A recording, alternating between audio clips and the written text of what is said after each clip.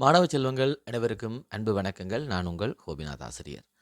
காப்போத்த சாதாரண தர பரீட்சை எழுத உள்ள மாணவர்களுக்கான யூடியூப் வழியிலான சைவநெறி பாட கற்பித்தல்கள் அந்த வகையிலே முன்னோடி வினாத்தாள் பகுதி ஒன்றினுடைய 40 வினாக்கள் நாங்கள் கடந்த காணொளிகளிலே பார்த்திருந்தோம். அதன் தொடர்ச்சியாக இன்று பகுதி 2 வினாத்தாளை நாங்கள் பார்க்க இருக்கின்றோம். பகுதி 1 வினாத்தாளுக்குரிய காணொளிகளை பார்க்காதவர்கள் கீழே டிஸ்கிரிப்ஷனிலே அதற்குரிய இணைப்பை தருகின்றேன். அந்த இணைப்பின் மூலமாக அந்த காணொளிகளை பார்க்கலாம். அதேபோல் இந்த பகுதி 1 வினாத்தாளினுடைய ஆன்லைன் பரீட்சையை நீங்கள் இதுவரை செய்யாமல் இருந்தால் அந்த பரீட்சையை நீங்கள் கீழே உள்ள இணைப்பின் மூலமாக சென்று வினாத்தாளை அணுகலாம். அதற்கு பின்னர் நீங்கள் பகுதி 1 காணொளிகளை பார்ப்பது உங்களுக்கு பயனுள்ளதாக இருக்கும். அதேவேளை பிள்ளைகள் பகுதி 2 வினாத்தாள் இந்த முழு வினாத்தாளுக்குரிய பிடிஎஃப் வடிவம் கீழே இணைப்பிலே இருக்கும். அந்த டிஸ்கிரிப்ஷனிலே இருக்கக்கூடிய இணைப்பின் மூலமாக சென்று நீங்கள் இந்த வினாத்தாளை பிடிஎஃப் வடிவிலே பதிவிறக்கம் செய்து கொள்ளலாம். அதேபோல் பிள்ளைகள் இந்த காணொளியை முழுமையாக பாருங்கள். முழுமையாக பார்க்கின்ற பொழுதுதான் உங்களுக்கு நான் இந்த வினாத்தாளை தெளிவுபடுத்துகின்ற பொழுது இறுதி வினாத்தாளிலே எவ்வாறு விடையளிக்க வேண்டும் போன்ற சில நுட்பங்களையும் உங்களுக்கு நான் சொல்லித் தருவேன். எனவே நீங்கள் இந்த காணொளியை முழுமையாக பார்க்கின்ற பொழுது உங்களுக்கு அதிக பயனுள்ளதாக கிடைக்கும். இந்த காணொளியை பார்ப்பதற்காக நீங்கள் செலவழிக்கின்ற நேரம் உங்களுக்கு பரீட்சைக்கு மிக முக்கியமான விடயங்களை பெறுகின்ற நேரமாக அமையும். எனவே இந்த காணொளியை முழுமையாக பார்த்து பயன்பெறுமாறு வேண்டிக் கொள்கின்றேன். அந்த வகையிலே நாங்கள் இன்றைய பகுதி 2 வினாத்தாளினுடைய முதலாவது வினாவுக்கு செல்கின்றோம். இந்த பகுதி 2 வினாத்தாளை பொறுத்த வரைக்கும் உங்களுக்கு தெரியும், இந்த வினாத்தாள் 3 கட்டமைப்புகளை கொண்டிருக்கும். அதாவது 3 கட்டமைப்புகளை கொண்டிருக்கும். அதாவது முதலாம் வினா, இரண்டாம் வினா உட்பட 5 வினாக்களுக்கு விடையெழுத வேண்டும் என்பது இந்த வினாத்தாளுடைய நியதி. அப்படி என்று சொன்னால் முதலாம் வினா என்றொன்று இருக்கிறது, இரண்டாம் வினா என்றொன்று இருக்கிறது, அடுத்தது ஏனைய 3 வினாக்கள் என்று ஒரு விஷயம் இருக்கிறது. இப்போ முதலாம் வினாவை பொறுத்த வரைக்கும் உங்களுக்கு தெரியும், அதிலே 10 குறுவினாக்கள் இருக்கும். சுருக்கமான விடை எழுத வேண்டிய 10 வினாக்கள் இருக்கும். அந்த வினாக்களுக்கு ஒரு வினாவுக்கு 2 புள்ளி வீதமாக 10 வினாக்களுக்கும் 20 புள்ளி கிடைக்கும்.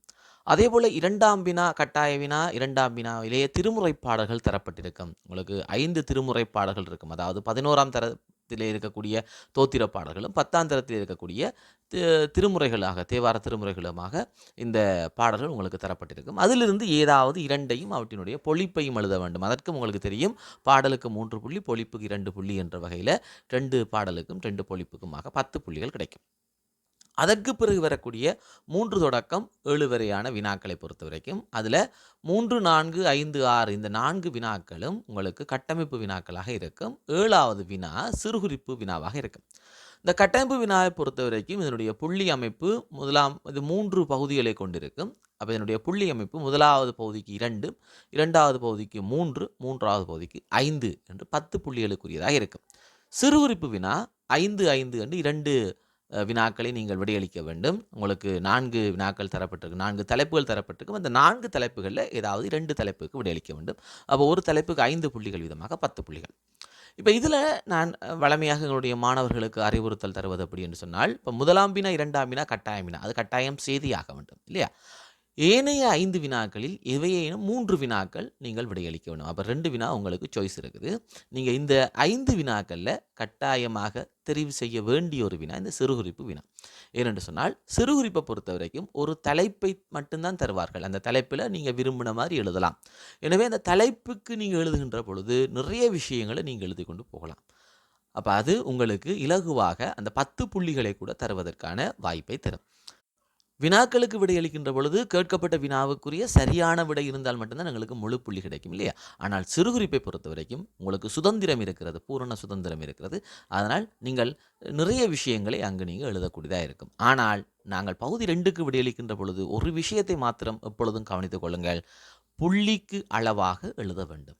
கேட்கப்பட்ட வினாவுக்கு விடை எழுத வேண்டும். 2வது புள்ளிக்கு அளவாக, புள்ளியின் அளவுக்கு ஏற்ப விடை எழுத வேண்டும். உதாரணத்துக்கு ஒரு 5 புள்ளிக்குரிய வினாவுக்கு நீங்கள் விடையளிப்பதற்காக நீங்கள் 2, 3 பக்கங்களுக்கு மேலெல்லாம் விடையளிக்கக்கூடாது.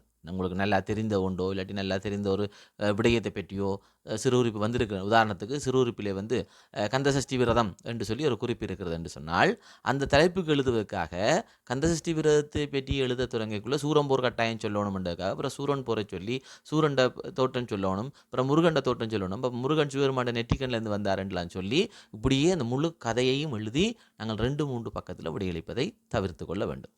கேட்கப்பட்ட கேள்விக்குரிய விடை 5 புள்ளிக்குரியது. அப்போ 5 புள்ளிக்கு என்று சொன்னால் நாங்கள் எவ்வளவு எழுத வேண்டும்? குறைந்தது ஒரு 10 வசனமாக எழுதி கொள்ளுங்கள். இப்போ நான் வளமையாக அப்படித்தான் அறிவுறுத்தினோங்கிற பிள்ளைகளுக்கு ஒரு புள்ளிக்கு நீங்கள் 2 பாயிண்ட்ஸ் என்று நீங்கள் நினைவில் கொள்ளுங்கள். ஒரு புள்ளிக்கு 2 வசனம். அப்போ 2 வசனத்தில் உள்ளடங்கக்கூடிய விடையை நாங்கள் ஒரு புள்ளிக்கு கொடுப்போம். அப்போ 5 புள்ளிக்கு கேட்குறார்கள் என்று சொன்னால் ஒரு 10 புள்ளிக்கு 10 வசனம், 10 வசனங்கள், 10 வாக்கியங்கள் இருக்கக்கூடியதாக உங்களுடைய விடை இருக்குமாக இருந்தால் அந்த 5 புள்ளி கடைசி வரைக்கும் குறையாது. உங்களுக்கு உயர்ந்த புள்ளி நிச்சயமாக கிடைக்கும். இப்போ இந்த சைவ சமயத்தை பொறுத்த வரைக்கும் பிள்ளைகள் சைவநெறி பாடத்தை பொறுத்த வரைக்கும் நாங்கள் இலகுவாக எடுக்கக்கூடிய ஒரு பாடம். சரியா? நான் அடிக்கடி சொல்லுவேன் இல்லையா, நாங்கள் சாதாரண தரம் முடித்து உயர்தரம் படிப்பதற்கு தேவையான அந்த 3C 3S என்ற அடிப்படையில் வந்து எங்களுக்கு சி அல்ல, எங்களுக்கு ஏ, அந்த 3C 3Sல ஒரு ஏ என்றது கட்டாயமாக வரக்கூடிய ஒரு பாடம் சைவ சமய பாடம். ஆனால் எங்கள் பிள்ளைகள் அதை சரியாக திட்டமிட்டு படிப்பதில்லை. எப்படி என்று சொன்னால் பரீட்சைக்கு வரக்கூடிய வினாக்கள், இப்போ கடந்த வினாக்களுக்குரிய கமெண்ட்ஸ் பார்த்தீங்கன்னு சொன்னால் அந்த கமெண்ட்ஸில் நிறைய பேர் கேட்டிருக்காங்க என்ன சார், எதிர்பார்க்க வினாக்கள். அப்போ எதிர்பார்க்க வினாக்களை மாத்திரம் படித்து கொண்டு நீங்கள் கடைசி வரைக்கும் ஏ என்ற அளவுக்குள்ளே போக முடியாது. ஏனென்றால் நீங்கள் பகுதி 2ல் ஓரளவுக்கு எதிர்பார்ப்பீங்கள், ஆனால் மற்ற வினாக்கள் எல்லாம் பகுதி 1க்குள்ளே வந்துடும். அப்போ அதனால் கட்டாயம் நாங்கள் பாடத்தை முழுமையாக படிக்க வேண்டும். எப்படி படிக்க வேண்டும் என்று சொன்னால், இது மனனம் செய்கின்ற பாடம் கிடையாது. ஏனைய பாடங்களைப் போல சைவநெறி பாடம் மனனம் செய்கின்ற பாடம் கிடையாது. இது உணர்ந்து படிக்கின்ற பாடம், விளங்கி படிக்கின்ற பாடம். இது வாழ்க்கை. சைவநெறி என்பது வாழ்க்கை. இந்த பாடத்தை விளங்கி படித்தால் இலகுவாக நாங்கள் எடுத்துடலாம். நாங்கள் இந்த பாடத்தை விளங்கி படிக்காமல் பரீட்சை நெருங்குகின்ற நேரத்தில் கடைசி நேரத்தில் இருந்து என்ன செய்கிறோம், நாங்கள் பாடமாக்குறோம், சாய்ஸ் பண்ணி பாடமாக்குறோம். இப்படி பாடமாக்குறதுனால தான் எங்கள்கிட்ட நிறைய பேர் இந்த பாடத்தை சைவநெறி பாடம் கஷ்டம் என்று சொல்லி அதில் ரிசல்ட்ஸில் மிகவும் குறைவான ரிசல்ட் எடுக்கிறதுக்கு காரணம் இதுதான். ரைட். இப்போ அந்த வகையில் இந்த பாடத்தை நீங்கள் விளங்கி படித்தீர்களாக இருந்தால் இலகுவாக எடுக்கலாம். நான் பகுதி 1 வினாத்தாள் செய்கின்ற பொழுது உங்களுக்கு அந்த உத்திகள் சொல்லி தந்திருக்கேன். ஒரு வினாத்தாளை எடுத்து 40 வினாக்களுக்கும் 4 வினாக்களுக்கும் 4 விடைகளுக்கும் நீங்கள் 4 வினாக்கள் தேடுகின்ற பொழுது ஒரு வினாத்தாளிலிருந்து குறைந்தது உங்களால் ஒரு 200 வினா விடைகளை கண்டுபிடிக்கலாம். அந்த அப்படி ஒரு 5 பேப்பர் செய்தாலே உங்களுக்கு போதும். ஒரு முழுமை ஒரு 1000 வினாக்களை கொண்ட ஒரு தொகுப்பு உங்களிடம் வந்துடும். 1000 வினா விடைகளை கொண்ட தொகுப்பு ஒரு 5 பேப்பரில் வந்துடும்.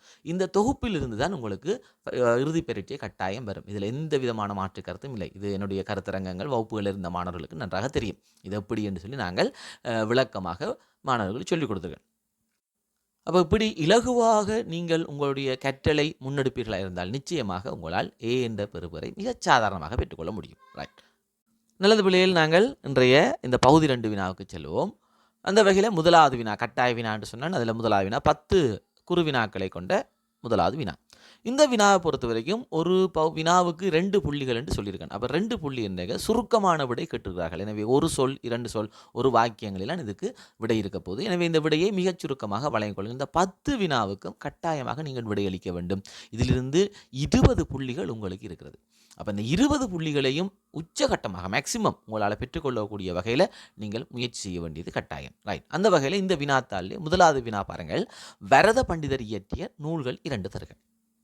வரத பண்டிதர் இயற்றிய நூல்கள் 2 தருக. இப்போ வரத பண்டிதரை பொறுத்த வரைக்கும் பிள்ளையார் கதை என்ற நூலை இயற்றியிருக்கிறார் வரத பண்டிதர் இல்லையா, பிள்ளையார் கதை. அதே போல் பிள்ளையார் கதையோடு சேர்த்து சிவராத்திரி புராணம், ஏகாதசி புராணம் என்ற நூல்களும் வரத பண்டிதரால் இயற்றப்பட்டிருக்கிறது. இப்போ இதில் பார்த்தீங்கன்னா 3 நூல்கள் இருக்குது. இப்போ 3 எழுதணுமான்னு கேட்டால் இது தேவையில்லை. எங்களுக்கு கேட்கப்பட்ட கேள்வி 2 தருக. அப்போ 2 தருக என்று கேட்டால் நாங்கள் 2 நூல்கள் எழுதினால் போதும். எங்கள் மாணவர்கள் சில பேர் 3 நூல்களையும் எழுதுவதற்கு முயற்சி செய்வார்கள். 3 நூல்களும் எழுதுவதில் பிரச்சனை இல்லை. ஆனால் தச்சலா நீங்கள் ஆர்வத்திலே விடை எழுதுகின்ற பொழுது நூல்களை பிழையாக எழுதக்கூடிய சந்தர்ப்பங்களும் ஏற்படும். நூல்களை பிழையாக எழுதக்கூடிய சந்தர்ப்பங்கள் ஏற்படும். அப்படி இந்த சந்தர்ப்பங்கள் ஏற்படுகின்ற பொழுது அது அடுத்தடுத்த வினாக்களையும் பாதிப்பை தரும். எனவே விடையை சரியான விடையாக தெளிவான விடையாக எடுத்துக்கொள்ளுங்கள். அதே நேரம் கேட்கப்படுகின்ற அளவுகளில் மாத்திரம் நீங்கள் விடையளித்துக் கொள்ளுங்கள். அப்போ 2 நூல்கள் என்றால் ஏதாவது 2 நூல்கள். அப்போ சிவராத்திரி புராணம் இருக்கிறது, ஏகாதசி புராணம் இருக்கிறது, பிள்ளையார் கதை இருக்கிறது. நீங்கள் ஏதாவது 2 நூல்களை எழுதினால் போதும். 2வது வினா பாருங்கள் பிள்ளைகள், சைவ சமயிகள் கொண்டாடும் பண்டிகைகள் 2 தருக. சைவ சமயத்தவர்களை பொறுத்த வரைக்கும் எங்களுக்கு ஒவ்வொரு மாதமும் எங்களுக்கு பண்டிகைகள் இருக்கிறது இல்லையா? ஒவ்வொரு மாதமும் எங்களுக்கு விசேடமானது. ஸோ மாதந்தோறும் எங்களுக்கு பண்டிகைகள் இருக்கிறது. அதிகமான பண்டிகைகளை நாங்கள் கொண்டாடுவோம். இதில் தெளிவாக இருக்க வேண்டும் என்னென்னா, பண்டிகைகள் என்று கேட்கின்ற பொழுது இங்கு விரதங்கள் சொல்லக்கூடாது.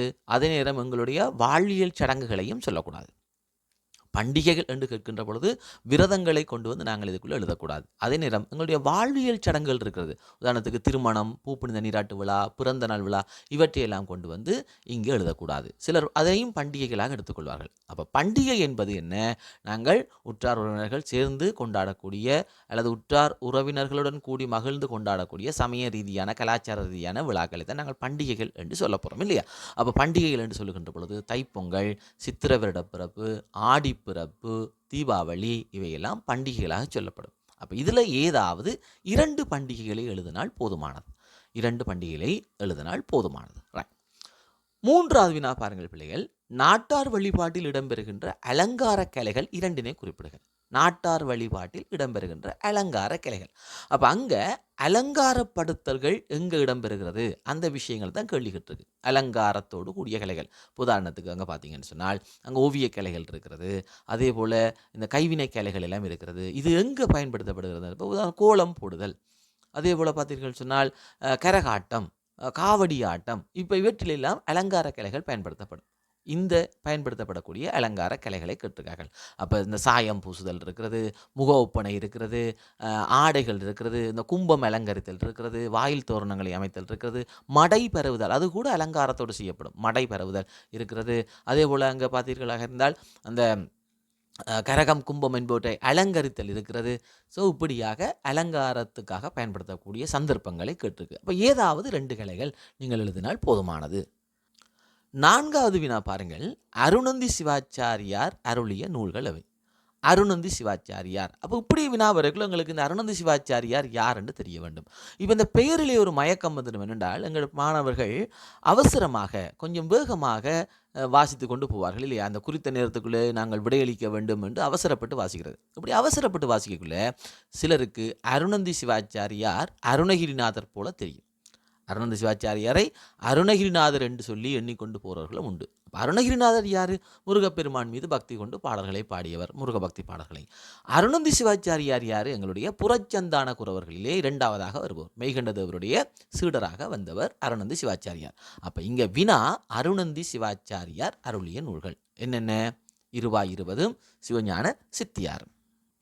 அருணந்தி சிவாச்சாரியார் அருளியது இருவாயிருவது, சிவஞான சித்தியார், இந்த 2 நூல்கள். அப்போ நாங்கள் இங்கே வினாவிலே தெளிவாக இருக்க வேண்டும். வினாக்களை தெளிவாக வாசிக்க வேண்டியது கட்டாயம். 5வது வினா பாருங்கள் பிள்ளைகள், திலகவதியார் தவ வாழ்க்கை மேற்கொண்டதுக்கான காரணம் யாது? திலகவதியார் தவ வாழ்க்கை மேற்கொண்டதுக்கான காரணம். இப்போ இந்த வினாவுக்கு நாங்கள் ஒரு சொல்லிலே கூட நாங்கள் விடையளிக்கலாம். ஒரு சொல்லில் விடையளிக்கலாம். ஒரு வசனத்தில் நாங்கள் விடையளிக்கலாம். எப்படி அளிக்கலாம்? ஒன்று, இவருக்கு திருமணத்துக்காக நிச்சயிக்கப்பட்டவர் இறந்தது நாள், இவரது திருமணத்துக்காக நிச்சயிக்கப்பட்டவர் இறந்தது நாள் என்று நாங்கள் ஒரு வசனம். இல்லை நாங்கள் தம்பிக்காக என்ற ஒரு சொல்லில் கூட சொல்லலாம். தம்பிக்காக, திருநாவுக்கரசருக்காக என்று கூட ஒரு சொல்ல நாங்கள் சொல்லலாம். ஆனால் இதுக்கு முழுமையான விடை, சுருக்கமான விடை என்றாலும் இதுக்கு முழுமையான விடை என்ன? இவருக்கு திருமணத்துக்கு நிச்சயிக்கப்பட்டவர் இறந்த பின்னர் இவர் என்ன செய்கிறார்? தற்கொலை செய்ய முயற்சி செய்கிறார். அப்போ இவருடைய தம்பி திருநாவுக்கரசர் தடுக்கிறார் இல்லையா? அப்போ தடுத்த பொழுது தன் தம்பிக்காக வாழ வேண்டும் என்ற நிலைக்கு இவர் வருகிறார். ஆனால் இவருக்கு கணவன் இறந்ததனால இவர் மறுமணம் செய்து கொள்ள விரும்பவில்லை. அதனால் தவ வாழ்க்கை மேற்கொள்கிறார். அப்போ இதான் இதனுடைய விளக்கம். இதை நீங்கள் சுருக்கமாக உங்களுக்கு விளங்குற மாதிரி நீங்கள் எழுதினால் போதுமானது. 6வது வினா பாருங்கள், கிராம சாந்தி என்றால் என்ன? இந்த கிராம சாந்தி என்பதை எங்கள் மாணவர்கள் வாஸ்து சாந்தி என்று எண்ணி விளக்கம் அளிக்கின்ற நிகழ்வுகளும் உண்டு.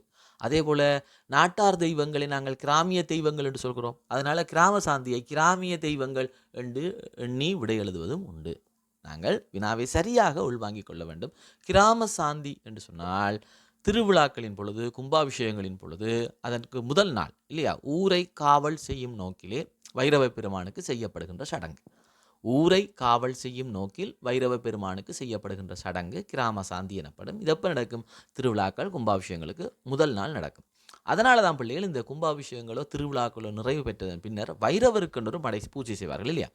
திருவிழாக்கள் நிறைவு பெற்றதன் பின்னர் வைரவருக்கு பூஜை செய்து வைரவர் மடை என்றெல்லாம் சொல்லுவாங்க. அப்போ ஆரம்பத்தில் முதல் நாள் அவரிடத்திலே ஒப்பு கொடுத்து கிராமத்தை ஊரை ஒப்பு கொடுத்து இந்த கிராமத்தில் எந்த விதமான அசம்பாவிதங்களும் ஏற்படக்கூடாது, இந்த நிகழ்வு சிறப்பாக நடந்து நிறைவேற வேண்டும் என்று அவரிடத்திலே விண்ணப்பித்து நாங்கள் இந்த விழாவை செய்வதனால தான் அந்த விழா முடிந்ததன் பின்னர் நாங்கள் வைரவருக்கு நன்றி செலுத்தும் முகமாக இந்த மடை எடுத்து செய்கிறோம்.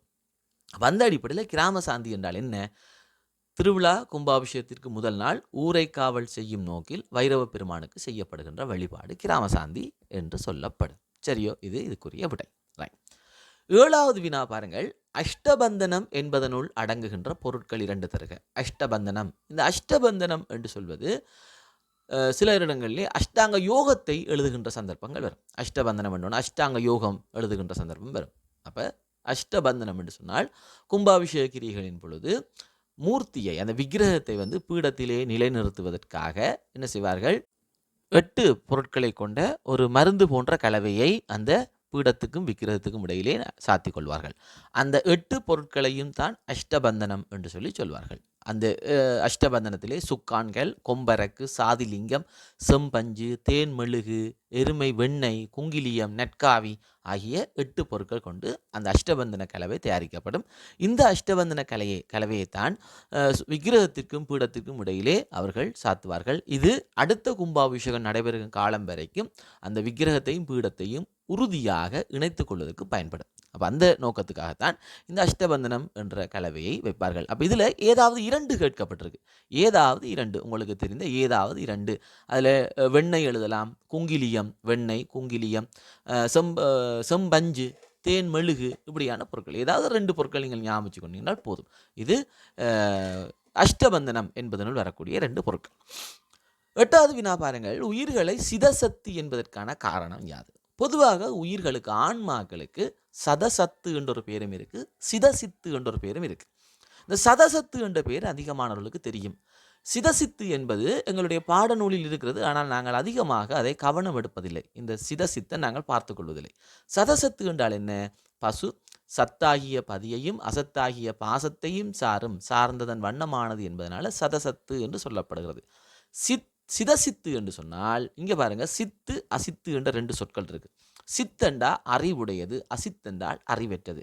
உயிர்கள் பதியை சார்கின்ற பொழுது அறிவுடையதாக இருக்கும், சித்தை சார்கின்ற பொழுது சித்தாகவும், அசித்தை பாசத்தினாலே அறிவற்றவையாகவும் விளங்கும்.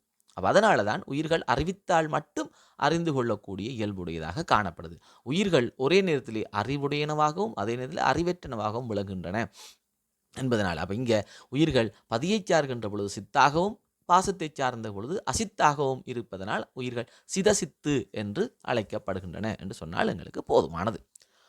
9வது வினா பாருங்கள் பிள்ளைகள். பஞ்சாங்கம் குறிப்பிடும் திதிகள் 4 தருக. பஞ்சாங்கம் குறிப்பிடும் திதிகள். இங்கே 4 திதி கேட்கப்பட்டிருக்கால, நாங்கள் 4 திதிகள் கட்டாயம் சொல்லியே ஆகணும். நாங்கள் 2 திதிகளை எடுத்து போட்டு வளமையாக 2 கேட்குறாங்க. அப்போ மேல் வினாக்கெல்லாம் 2 கேட்டிருக்காங்க. அதனால் 2 எழுதினா போதும். நீங்கள் 2 விடைகளை எழுதினால் 1 புள்ளி தான் கிடைக்கும். அப்போ 4 எழுதினால்தான் உங்களுக்கு 2 புள்ளி கிடைக்க போகுது.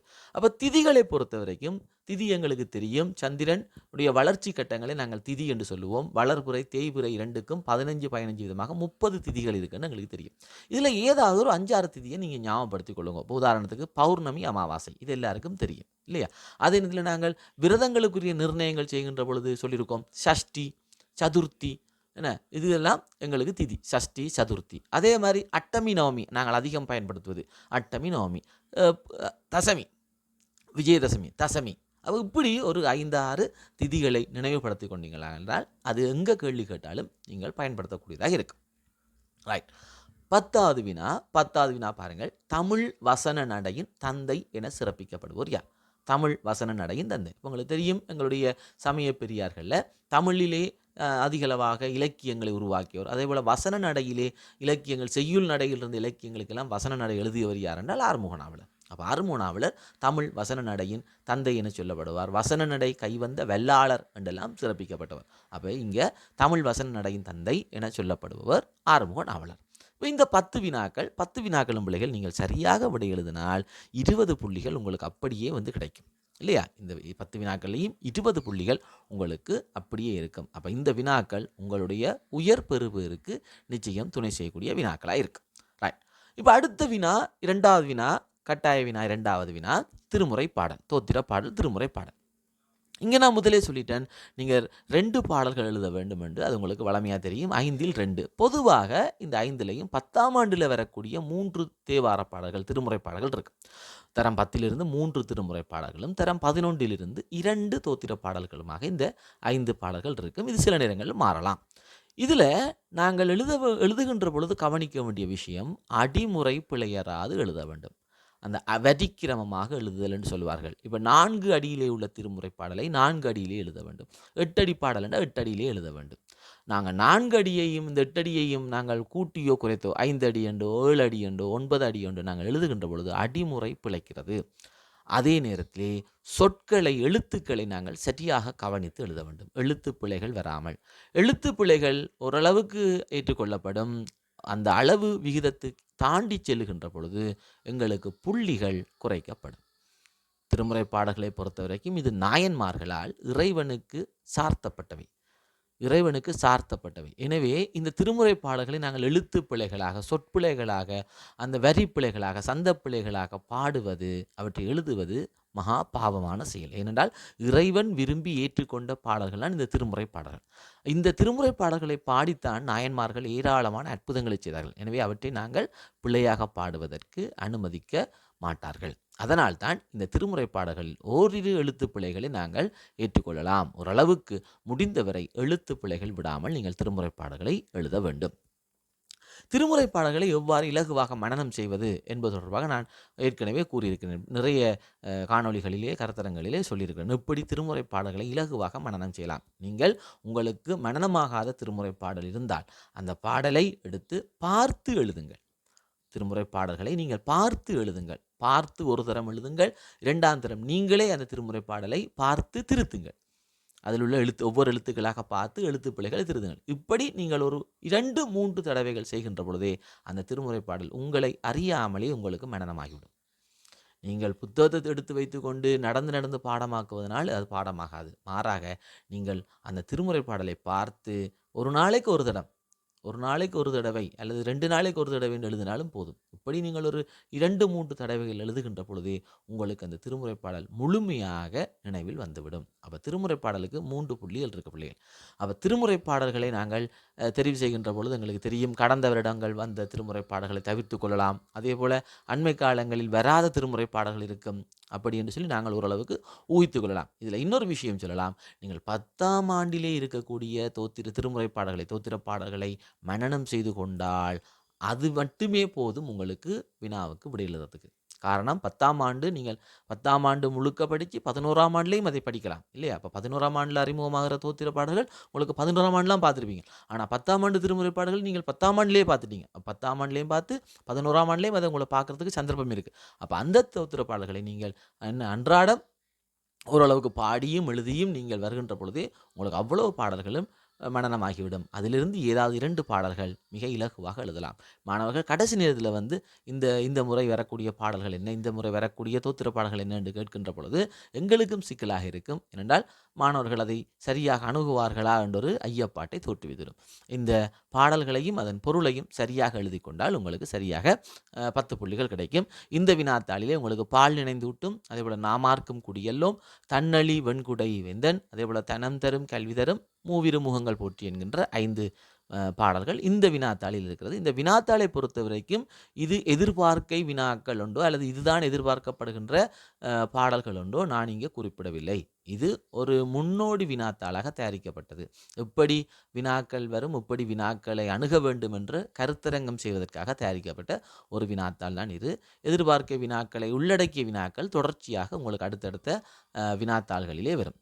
அவற்றை நீங்கள் எதிர்பார்த்து கொள்ளலாம். இது ஒரு முன்னோடி வினாத்தாள். ரைட்.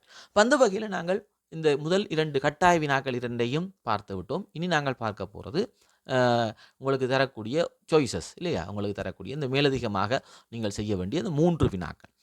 அப்போ 3வது வினாக்கு போகிறோம் பிள்ளைகள். 3வது வினா பாருங்கள் மேலே உள்ள பாடல் குறிப்பு ஈங்கிவைதாம் ஓங்குபுகழ் தென்புகழி வேந்தன் செயல் என்று திருக்களிற்றுப்படியார்லேருந்து ஒரு பாடலடியை தந்திருக்கிறேன். தந்து போட்டு உங்கள்கிட்ட கேட்டிருக்கேன்.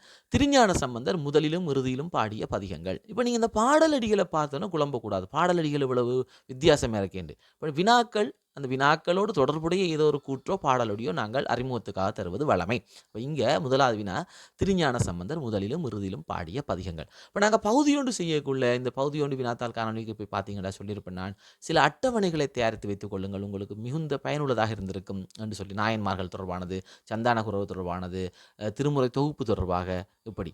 அப்போ இந்த அட்டவணையில் நாங்கள் ஒவ்வொரு நாயன்மாரும் முதலில் பாடியது இறுதியில் பாடிய பதிகங்கள் நாங்கள் குறித்து வைத்திருக்க வேண்டும்.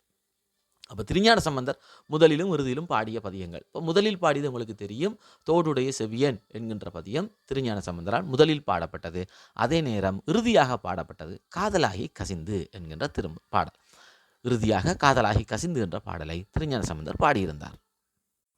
அதே போல திருநாவுக்கரசரை பொறுத்த வரைக்கும் உங்களுக்கு தெரியும், திருநாவுக்கரசர் கூற்றாயினவாறு என்பது முதலில் பாடியிருந்தார். அதே போல இறுதியாக எண்ணுகேன் என் சொல்லி எண்ணுகேனோ என்கின்ற திருமுறை என்ற பதிகத்தை பாடியிருந்தார்.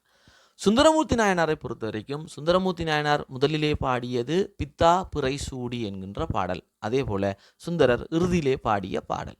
சுந்தரர் இறுதியிலே பாடிய பாடல் என்ன பாடல் என்பது உங்களுக்கு தெரிந்தால் கீழே கமெண்ட் செய்து கொள்ளுங்கள். சுந்தரர் இறுதியாக பாடிய பாடல் என்னென்று தெரிந்தால் கமெண்ட் செய்து கொள்ளுங்கள். ரைட்.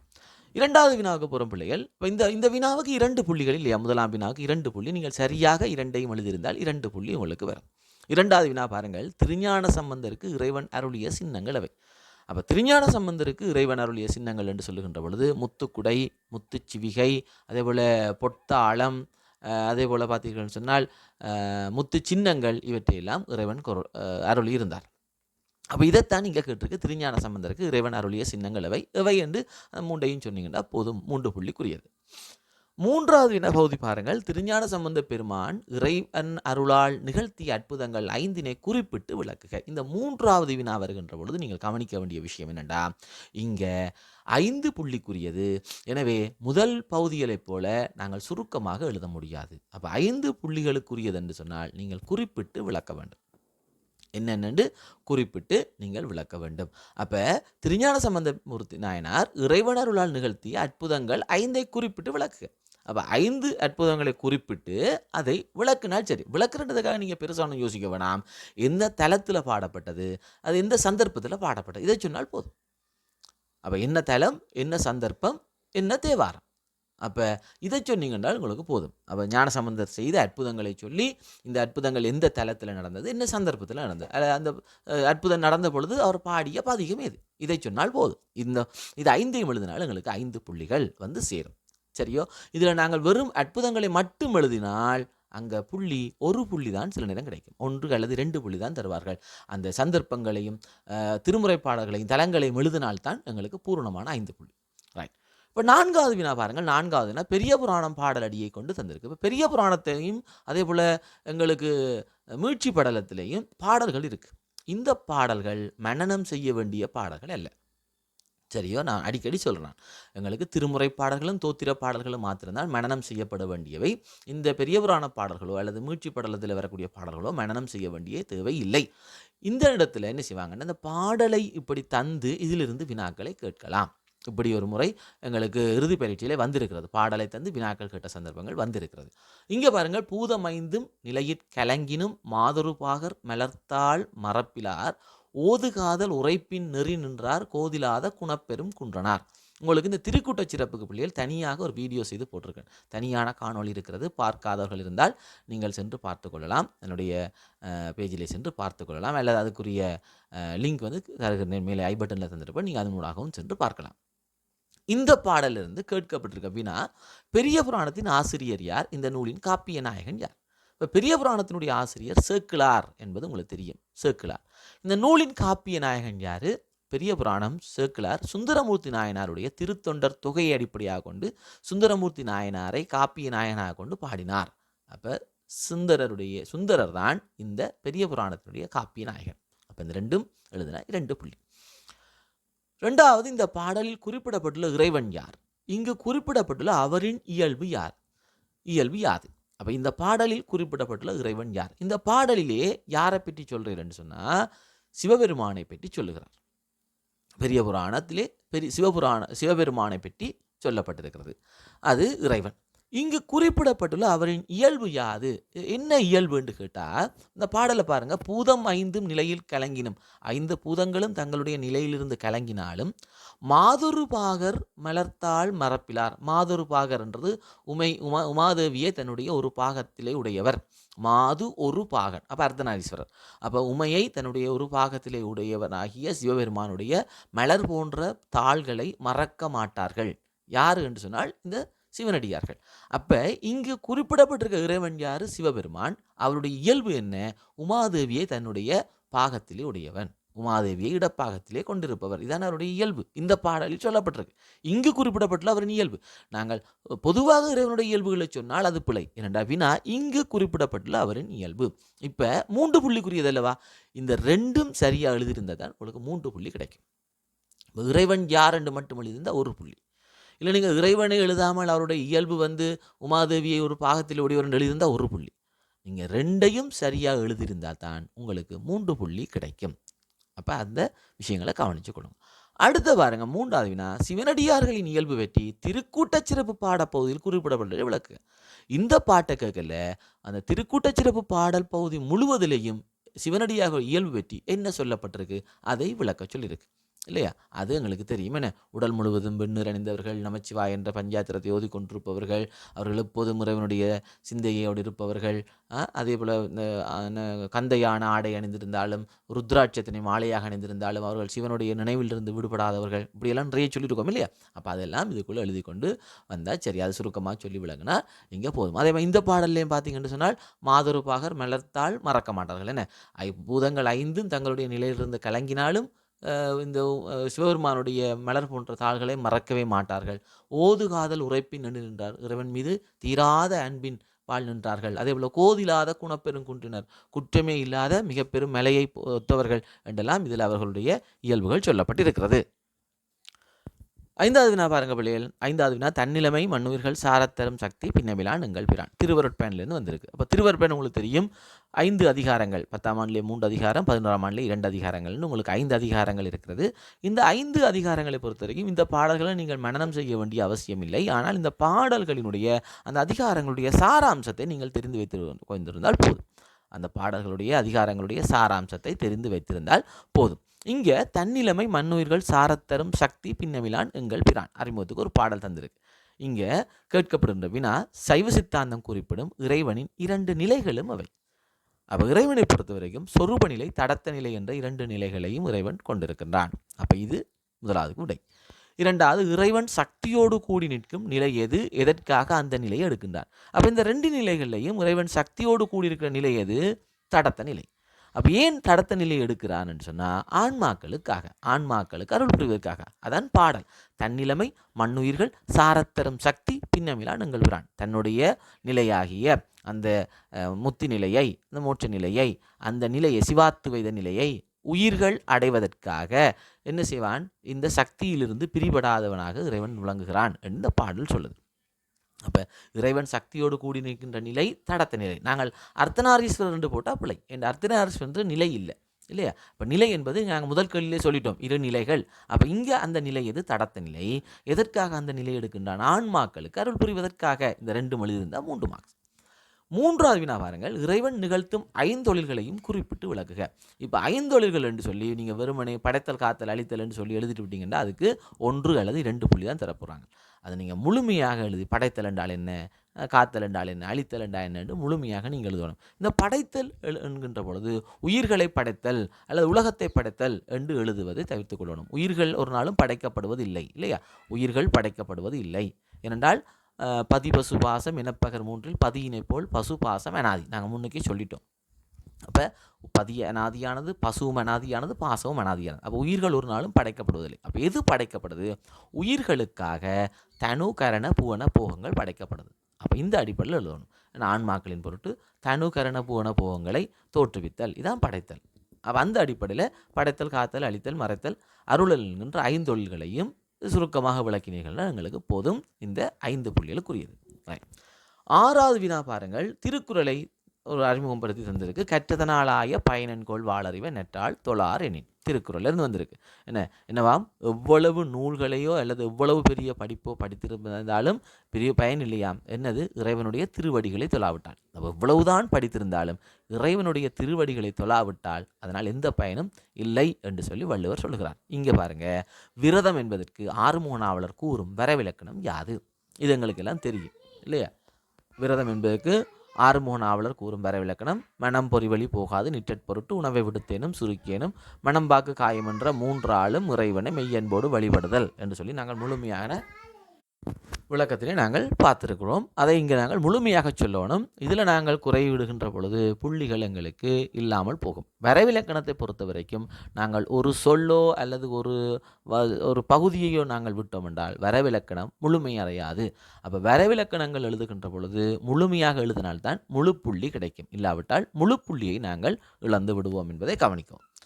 2வது பாருங்கள், கந்தசட்டி விரதத்தினுடைய நியதிகள். அப்போ கந்தசட்டி விரதம் ஒரு விரதத்தினுடைய நியதி கேட்டால் கட்டாயமாக சொல்ல வேண்டியது, இந்த விரதம் எப்பொழுது ஆரம்பித்து எப்பொழுது முடிவடையும், எத்தனை நாட்கள், அந்த விரத காலங்களில் நாங்கள் எப்படி விரதம் அனுஷ்டிக்க வேண்டும், இந்த விஷயங்கள் கட்டாயம் சொல்லணும். இதுகள் தான் நியதி என்று சொல்லி சொல்கிறது.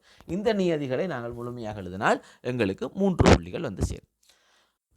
அடுத்தது பாருங்கள் பிள்ளைகள், 5 புள்ளிக்குரிய பகுதி மார்கழி திருவாதிரை விரதம் பற்றி சுருக்கமாக விளக்குக.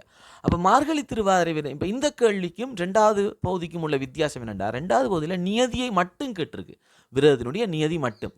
இங்கு திருவாதிரை விரதம் பற்றி முழுக்க கேட்டிருக்கிறது. அப்போ 5 புள்ளி கேட்டிருக்கு, விளக்கம் எழுதணும் என்று உங்களுக்கு சொல்லியிருக்கேன். அப்போ இங்கே இது மார்கழி மாதத்தில் வரும், சிவபெருமானுக்குரியது, இது எப்போ ஆரம்பித்து எப்போ முடியும், திருவம்பாவினுடைய இறுதியாக வரும், இது எங்கெங்கே விசேடமாக அனுஷ்டிக்கப்படுது, இலங்கையில் எங்கே செய்யப்படுது, அன்றைக்கு என்ன செய்வோம், எப்படி இந்த விரதம் அனுஷ்டிப்போம், திருவாதிரை விரதத்தின் சிறப்பு என்ன, இப்படி இந்த பூரணமான விளக்கங்களை நாங்கள் சொன்னால் எங்களுக்குரிய 5 புள்ளி கிடைக்கும். அப்போ இந்த 2வது வினாவுக்கும் 3வது வினாவுக்கும் விடை எழுதுகின்ற பொழுது கவனிக்க வேண்டிய விஷயங்கள் இருக்கும். 2க்கும் நாங்கள் ஒரே மாதிரி எழுதக்கூடாது. ஏனென்றால் அது 3 புள்ளிக்குரியது, இது 5 புள்ளிக்குரியது. சரியோ? அப்போ விளக்கமாக எழுத வேண்டும். ரைட். அப்போ அந்த அடிப்படையில் 7வது வினா சிறு உறுப்பு வினா. இப்போ சிறு உறுப்பை பொறுத்த வரைக்கும் நான் முதலே சொல்லிவிட்டேன், உங்களுக்கு பூரணமான சுதந்திரம் இருக்குது, நீங்கள் எவ்வளவும் எழுதலாம். பார்த்தீங்கன்னா ஒரு கோயில், உதாரணத்துக்கு 1வது நைனே நாகபூசணியம்மன் ஆலயம், ஒரு கோவில் தொடர்பாக சிறு உறுப்பு வந்தால் என்னென்ன விஷயம் எழுதணும் அப்படின்னா, அந்த கோவிலுடைய அமைவிடம் சொல்லணும், இலங்கையில் எங்கே இருக்கிறது, அடுத்தது அந்த கோயிலுடைய மூர்த்தி தலம் தீர்த்தம் என்ன, அந்த கோயிலுடைய திருவிழாக்கள் எப்போ நடக்கும், அந்த கோயில் எத்தனை நேர பூஜைகள் நடக்கும், அந்த கோயிலுடைய வரலாற்று சிறப்பு என்ன, அந்த கோயிலுடைய வரலாறு தொடர்பாக நூல்கள் ஏதாவது இருக்கிறதா, அந்த கோயிலுடைய ஏதாவது அதிசயங்கள் அற்புதங்கள் நடந்திருக்கிறதா, அந்த கோயிலில் ஏதாவது சமூக பணிகள் செய்கிறதா, இப்படியான விஷயங்களை நாங்கள் சொன்னால் போதும் ஒரு கோயில் என்ற அடிப்படையில்.